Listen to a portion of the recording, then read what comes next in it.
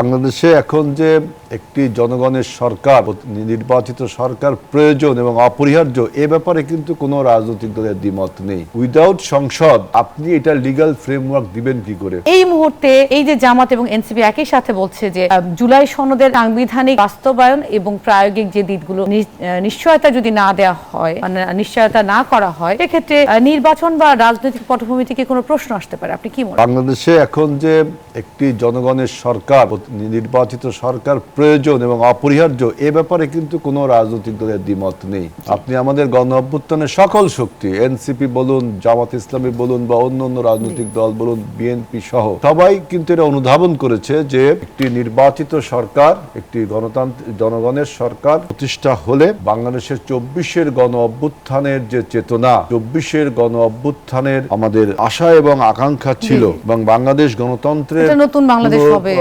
পুনঃপ্রতিষ্ঠার যে স্বপ্ন আমাদের ছিল, সেইটা প্রতিষ্ঠা হবে। এখন আপনি বলছেন যে কিছু কন্ডিশন এখানে অন্য দুটি রাজনৈতিক দল, বিশেষ করে আমাদের নতুন যে রাজনৈতিক দলটি এসেছে এবং বাংলাদেশ জামাত ইসলামী বাংলাদেশ, তারা বলছে জুলাই সনদকে লিগ্যাল ফ্রেমওয়ার্ক, এটা মনে হয় বলছে আপনি, এবং এটার বাস্তবায়ন।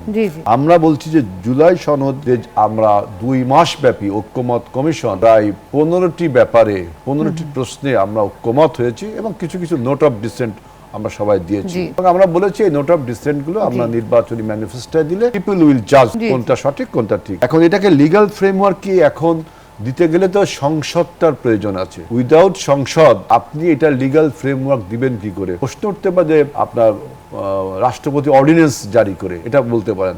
রাষ্ট্রপতি অর্ডিন্যান্স জারি করলে আগামী সংসদ যদি সেটা না মানে, তাহলে সেটাকে আপনি ইলিগাল বলতে পারবেন না।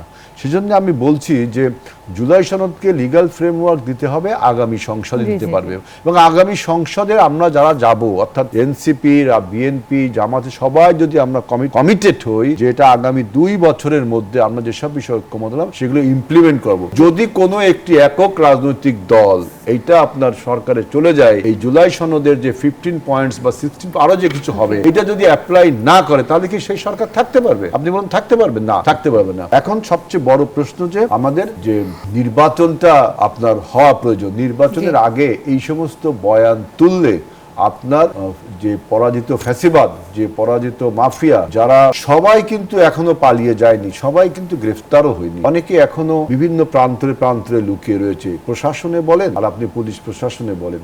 এছাড়া আমাদের দেশের পরিবর্তনকে অন্য দেশ যারা ভালোভাবে নেয়নি, বিশেষ করে ভারত, তারা কিন্তু আপনার ষড়যন্ত্র করার সুযোগ পেয়ে যাবে এবং আমাদের দেশে যে নতুন একটা সরকার প্রতিষ্ঠিত হবে, যেই সরকার যদি ঠিক মতো আপনি স্ট্রং না হয়, তাহলে কি হবে?